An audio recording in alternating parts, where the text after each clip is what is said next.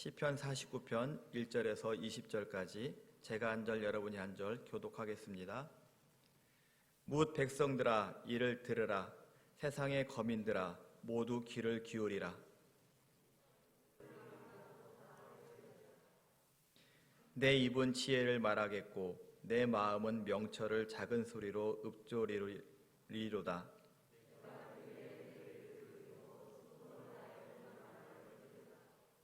죄악이 나를 따라다니며 나를 애워싸는 환난의 날을 내가 어찌 두려워하랴. 아무도 자기의 형제를 구원하지 못하며 그를 위한 속전을 하나님께 바치지도 못할 것은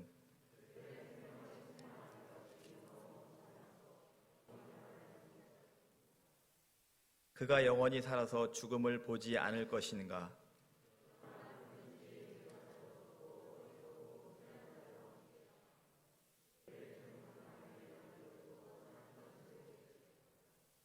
그러나 그들의 속생각에 그들의 집은 영원히 있고 그들의 거처는 대대에 이르리라 하여 그들의 토지를 자기 이름으로 부르도다.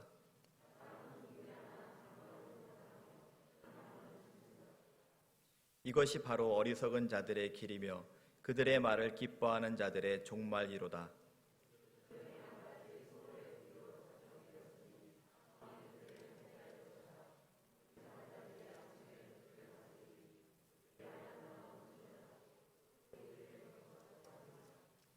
그러나 하나님은 나를 영접하시리니 이러므로 내 영혼을 스올의 권세에서 건져내시리로다.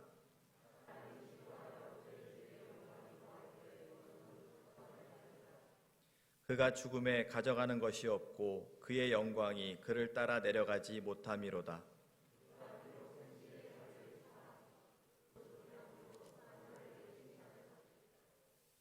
그들은 그들의 역대 조상들에게로 돌아가리니 영원히 빛을 보지 못하리로다.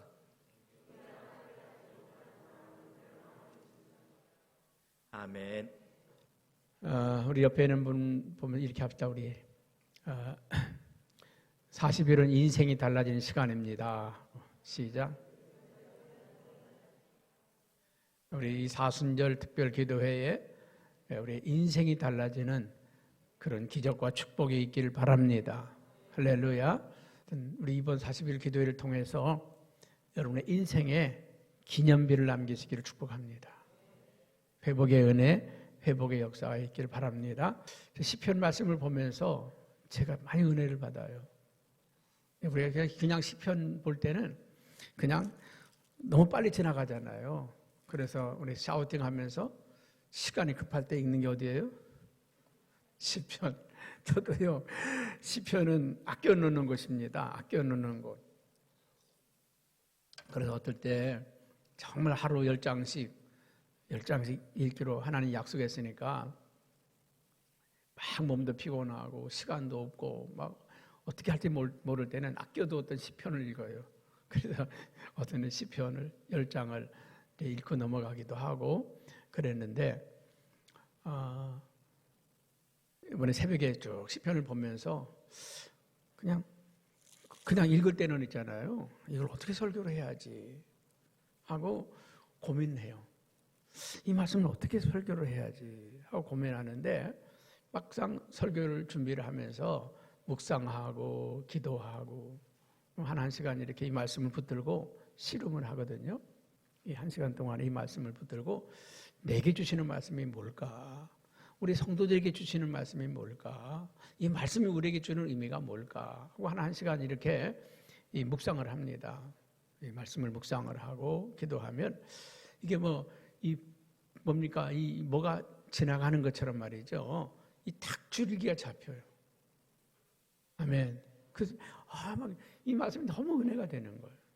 그러니까 이 시편에 이 시편에 이 주시는 은혜가 이렇구나. 참 이 말씀 속에서 여러분 쉽게 말하면 찬양이요.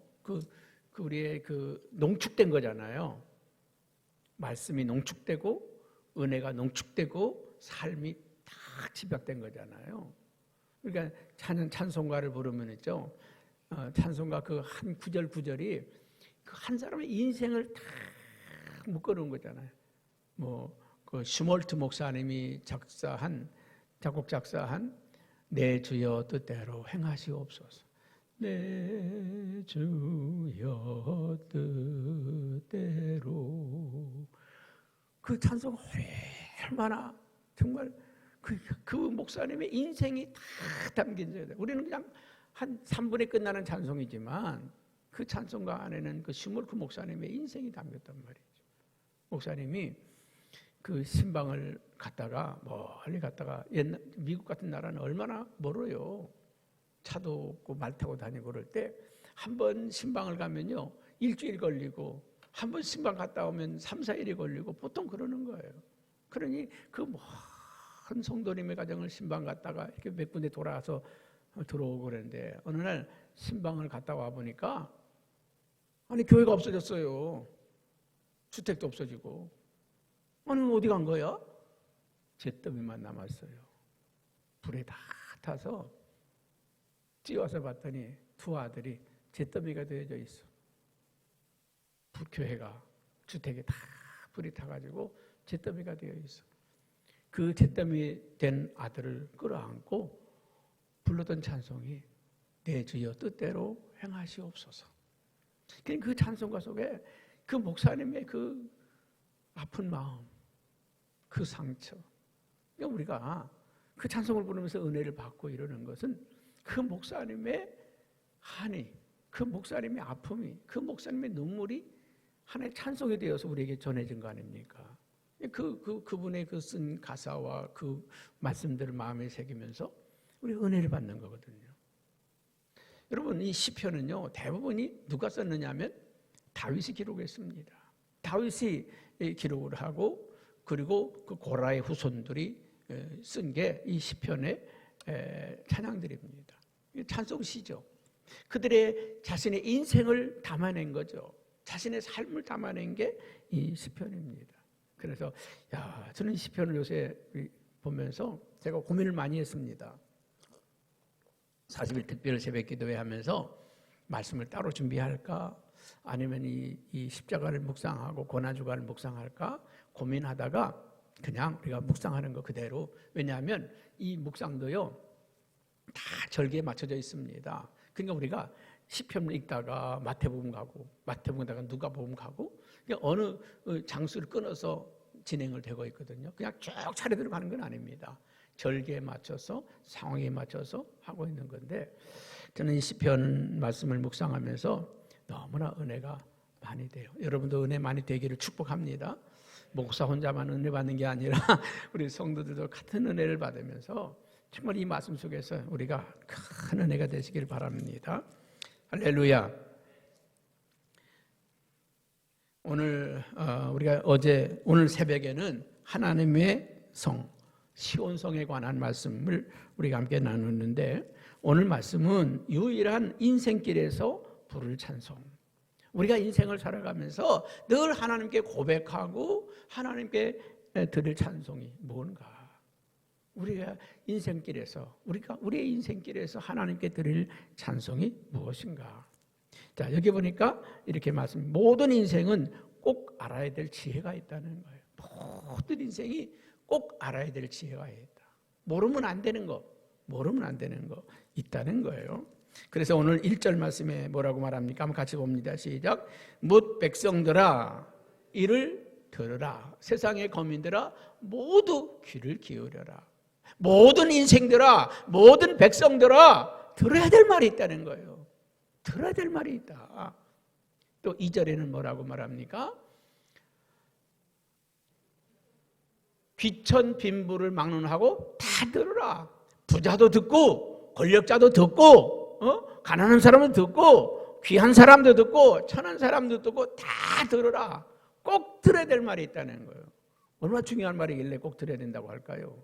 그리고 또 3절이 뭐라고 합니까? 내 입은 지혜를 말하겠고 내 마음은 명철을 작은 소리로 읊조리로다. 내가 여러분들에게 내 입을 열어서 정말 여러분들이 들어야 될 지혜를 말하고 싶다. 이 고라의 자손들이 이제 성전에 예배하러 가면서 예배하러 가면서 하나님께 예배하면서 부른 노래인데 인생들아 들으라, 방백들아 들으라, 빈부 귀천을 막론하고 모든 사람을 들으라, 모든 사람들아 들으라, 내가 너에게 지혜를 말하겠다. 내 마음에 뭐라고 그랬습니까? 내 마음은 명철을 작은 소리로 읊조리로다. 내 마음 속에 있는 그 말들을 너에게 말할 것이다. 여러분, 대화를 하다 보면 그 사람 마음 속에 있는 게 전달되잖아요. 마음 속에 있는 게 전달되죠. 그리고 4절엔 또 뭐라고 말을 합니까? 한번 같이 봅니다. 시작. 내게 비유에 내 귀를 기울이고 수금으로 나의 오묘한 말을 풀리로다. 내가 이 찬양으로 내가 그 오묘한 진리를 너에게 풀어줄 것이다. 아멘. 그러면 우리 인생이 꼭 알아야 될 지혜가 뭘까? 여러분 다 알고 있는 거예요. 다 알고 있는 겁니다. 그럼 뭐냐?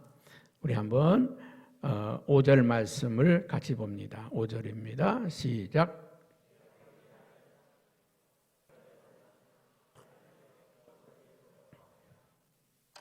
두려워하지 말라는 거예요. 인생들아, 두려워하지 말라. 거룩하게 사는 사람들은, 믿음으로 사는 사람들은, 하나님을 따라 사는 사람들은 죄악의 날을 두려워하지 말라. 환난의 날을 두려워하지 말라. 고난의 날을 두려워하지 말라. 걱정할 것 없다는 거예요. 걱정할 것 없어. 여러분, 초등학교 다닐 때 그런 경험 혹시 있나 모르겠습니다. 누가 뭘 잊어버렸어요, 학교에서. 그러면은 다 이제 나오라고, 가방 검사하겠다고. 가방 검사 해봤어요? 요새는 그렇게 했다가는 큰일 나죠. 가방 검사하겠다고. 가방만 검사합니까? 속까지 다 검사해. 근데 남의 것을 훔친 적이 없는 사람은 가방 검사해도 걱정할 게 있어 없어요? 걱정할 것도 없어요. 속까지 검사해도 털어도 걱정할 게 있어 없어요? 없어요. 학교 다닐 때 장난꾸러기 애들이 있었어요. 어떻게 장난치느냐 하면 남의 옆에 있는 학생 거 있잖아요. 싹 갖다가 다른 사람 가방에다 쏙 집어넣는 거야. 그래서 억울한 일 당하게끔. 뭐 그런 장난들을 치는 경우들이 가끔 있었죠. 여러분, 죄를 짓지 않은 사람은 우리를 털어도 걱정이 있어요, 없어요? 없어요. 요즘 많은 연예인들이, 스포츠맨들이 지난 과거 때, 학생 때 남의 걸 빼앗고 때리고 폭행한 것 때문에 그 인기 석상에 올라갔던 사람이, 최고에 올라갔던 사람이 하루아침에 낙동강우리알처럼 그 지위와 명예와 인기와 이 모든 것을 잃어버리는 경우가 많죠. 그런데 여러분, 과거에 부끄러움이 없는 사람들은 털어도 먼지가 안 나죠. 우리가 믿음의 사람들은, 하나님의 사람들은 두려울 것이 없다. 환난의 날에도 두려울 것이 없다. 여러분, 하나님이 우리와 함께 하심을 믿습니다. 하나님이 우리를 도우심을 믿습니다. 두려움 없이 살기 바랍니다. 두려워하지 말라. 그래서 하나님은 내가 너와 함께 하겠다. 믿음으로 사는 사람은 누가 함께 한다고요? 하나님이 함께 하시겠다는 거예요. 누가 도와주겠다? 하나님이 도와주시겠다는 겁니다. 환난 속에도 은혜가 있고, 고통 속에도 은혜가 있고, 축복이 있는 걸 믿으세요. 조개 속에 모래알이 들어갔지만 그 조개는 영롱한 진주를 만들어내지 않습니까? 우리에게 고난이 들어왔지만, 우리에게 시련이 들어왔지만, 우리에게 환난이 들어왔지만, 그러나 그것은 내 인생을 정금같이 만드는 것. 도가니는 풀무는 금을 연단하고 도가니는 은을 연단하거든요. 여호와 하나님은 사람의 마음을 연단하시느니라. 여러분, 고난이 오고 시련이 오고 환난이 오고 어려움이 오면, 야, 하나님을 나를 더 귀하게 빚으시는구나, 더 귀하게 만드시는구나, 내가 이겨내야지, 내가 극복해야지, 내가 견뎌내야지, 그런 마음을 갖기를 주님의 이름으로 축복합니다. 그러므로 인생들아, 두려워하지 말라. 하나님을 믿는 사람들은 두려워하는 게 아니라는 거예요. 하나님을 의지하는 사람들은 걱정하고 염려하는 게 아니라는 거예요. 할렐루야. 너는 염려하지 말라. 내일을 위해서 염려하지 말라. 더럽히는 백합화도 저렇게 입히시고 먹이시는데 하물며 너희일까 보냐? 너희일까 보냐? 걱정하지 말고 두려워하지 말라. 인생들아 이것을 알라는 거예요. 이 말씀 보면서 얼마나 마음에 그냥 불이 들어오는지요. 내가 왜 염려했지? 내가 왜 걱정했지? 이게 불신앙이구나. 뭐가 불신앙이에요? 염려가 불신앙이에요. 두려워하는 게 불신앙입니다. 하나님을 온전히 믿고 그분을 신뢰하시기를 주님의 이름으로 축복합니다.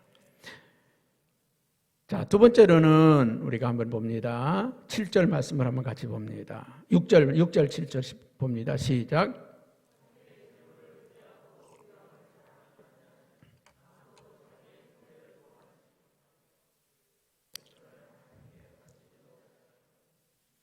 예.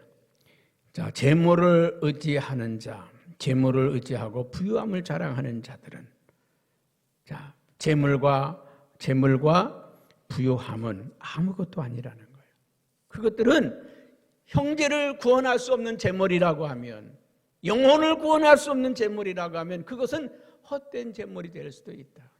여러분, 재물의 속성은 뭐예요? 재물의 속성은 불의함입니다. 재물의 속성은 불의한 겁니다. 불의한 것. 여러분, 돈 다 좋아하죠? 여러분, 이 재물이 있잖아요. 돈이라고 하는 게, 돈의 속성이 그렇습니다. 돈이라고 하는 것 너무 좋은 건데 이 재물의 속성은 불의한 것. 불의한 거란 말이죠. 여러분, 가정의 불화가 어디서 납니까? 재물 때문에 나요. 재물 때문에. 여러분의 인생을 무너뜨리기도 하고 파괴할 수 있는 게 뭐예요? 재물입니다. 불의한 재물. 그러니까 이 재물은요, 선하게 쓰여지면 축복이지만 이게 잘못 쓰여지면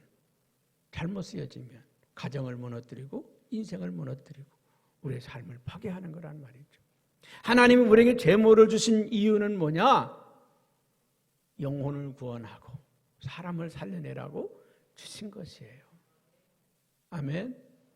재물 때문에 형제가 불화하고, 재물 때문에 부부가 불행해지고, 재물 때문에 우리 인생이 무너질 수도 있지만 재물이 있으면 영혼을 살릴 수 있고 할렐루야. 만약에 우리 박모란 장로님에게 100억이 있다. 그러면 지혜가 갑자기 아팠다. 수술비가 95억 든다. 그러면 축복의 그게, 내가 100억이 있었어. 우리 딸을 살릴 수 있었구나. 사람을 살려내는데 그 재물이 필요하다면 그 재물은 축복이에요. 근데 지혜가 공부를 잘해서 박사학위를 받는데 돈이 1억이 필요하다. 하나님께서 이때를 위해서 주신 거야. 그 축복이 되는 거예요, 그 재물이. 그 재물이 사람을 살리는 일에, 영혼을 구원하는 일에 쓰여지는 재물이 되면 그 재물은 축복이라는 거예요.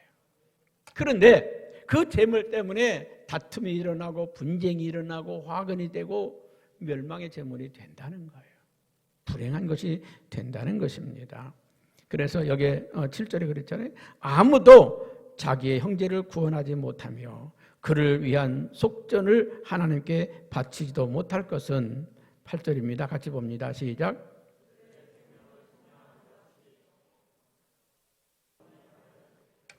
네, 우리가 영혼을 구원하는 일에 쓰여지는 것이 귀한 것을 못 깨닫기 때문에, 여러분, 천하를 주고도 한 영혼을 구할 수 없다고 그랬잖아요. 그만큼 한 영혼을 살려내는 일, 구원하는 일은 어떤 재물보다도 귀한 것인 줄로 믿습니다. 자, 우리 한번 10절 말씀을 같이 봅니다. 시작.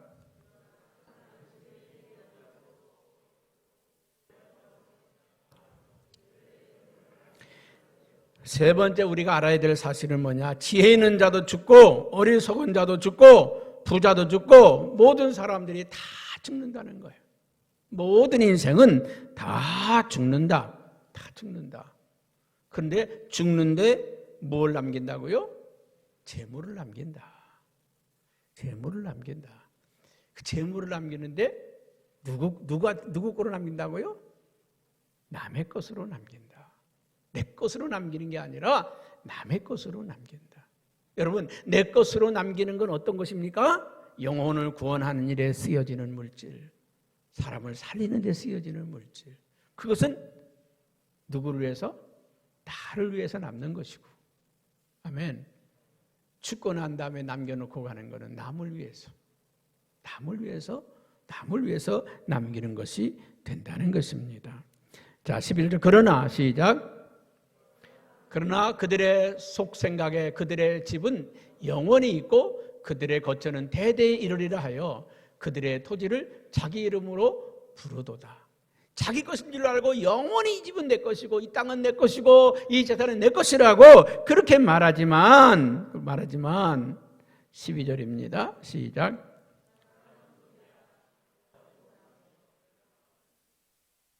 사람은 존귀하나 장구하지, 아무리 존귀한 사람도 영원하지 않다는 거예요.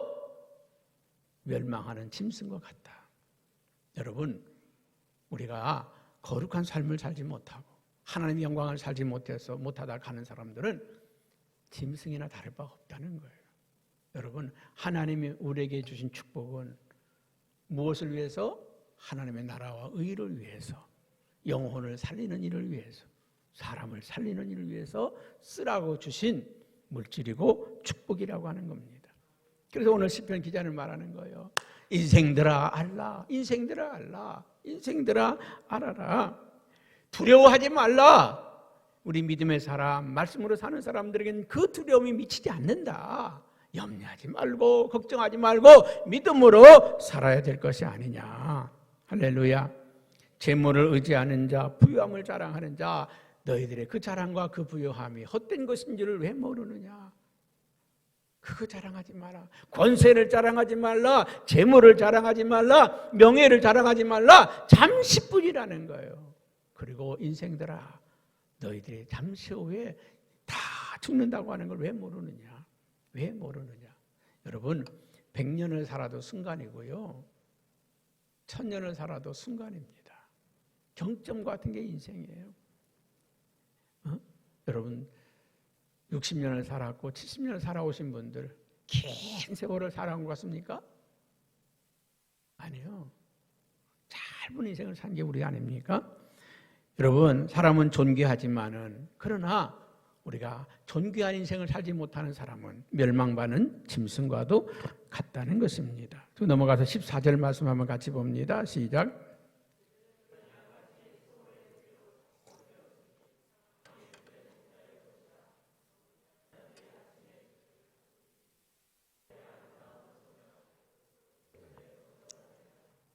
여러분, 하나님을 모르고 사는 인생은 그들이 가는 길이 수월로 가는 길이라, 지옥으로 가는 길이라, 멸망으로 가는 길이라, 사망으로 가는 자들이라는 것입니다. 그러나 우리가 여호와 하나님을 목자로 삼는 자들은, 하나님을 의지하고 사는 사람들은 그들을 다스릴 것이라. 그리고 우리 16절 말씀 한번 같이 봅니다. 시작.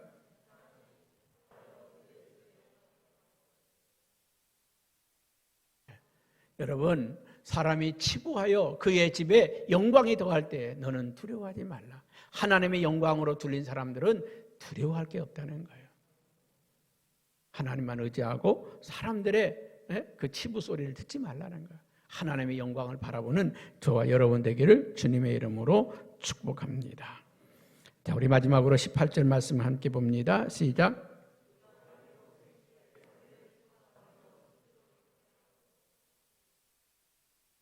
19절.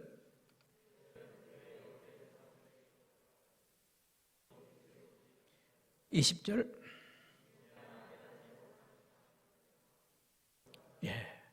존귀하지만은, 성도들은 누굽니까? 존귀한 자.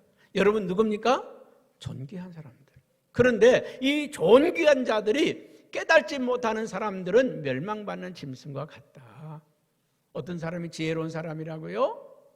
깨닫는 사람이 지혜로운 사람. 오늘이 여러분의 인생의 마지막 날이라고 하면 어떻게 오늘을 살아야 할까? 오늘이 내 인생의 마지막이라고 하면 어떻게 살아야 될까? 내가 일주일밖에 살 수 없다고 하면 어떻게 살아야 될까? 깨닫는 사람이 지혜로운 사람이라는 거예요. 여러분, 우리 인생은 참 미련한 게요. 한 달도 못 살 인생이 100년을 살 것처럼 산다는 거예요. 잠시 떠날 인생들이 1000년 만년 살 것처럼 그렇게 산다는 것입니다. 여러분, 오늘이 내 인생이 마지막인 것처럼 그렇게 살아가는 인생들은 정말 행복한 인생입니다. 정말 행복한 인생입니다. 지난주에 어떤 분 성도님 기도해 주면서 그랬어요. 몸에 이제 암과 투병을 하고 있는데 제가 그랬습니다. 집사님, 오늘 행복하면 그것으로 족한 거예요. 오늘 내가 하나님 앞에서 행복하고 은혜 받고 너무 행복하면 그걸로 족하세요. 오늘 행복하면 내일도 행복하고 모레도 행복하고 그게 이어진 것이 축복된 삶입니다. 아멘. 나는 한 달밖에 못 살아. 나는 1년밖에 못 살아. 그럼 당신은 불행한 사람입니다. 오늘 여러분 하나님 앞에서 행복자가 되시기 바랍니다. 오늘 내가 어떻게 하나님 앞에 살 것인가? 그것을 깨달은 사람이 지혜로운 사람이라는 거예요. 그래서 너는 두려워하지 말고 돈이 있다고 명예가 있다고 권세가 있다고 그거 의지하지 말고 오늘 있다가 떠나는 것이 우리 인생임을 깨닫고 너는 그 재물을 가지고 사람을 구하는 일, 생명을 구하는 일에 쓰임 받으며 거룩한 삶을 살아가라고 하는 그런 시편 찬송입니다. 오늘 여러분 지혜로운 인생 되기를 주님의 이름으로 축복합니다. 오늘이 내 인생이 마지막인 것처럼 행복하게 사시기 바라고 정말 사명을 감당하며 살기를 바라고 후회 없이 살기를 주님의 이름으로 축복합니다. 기도하겠습니다.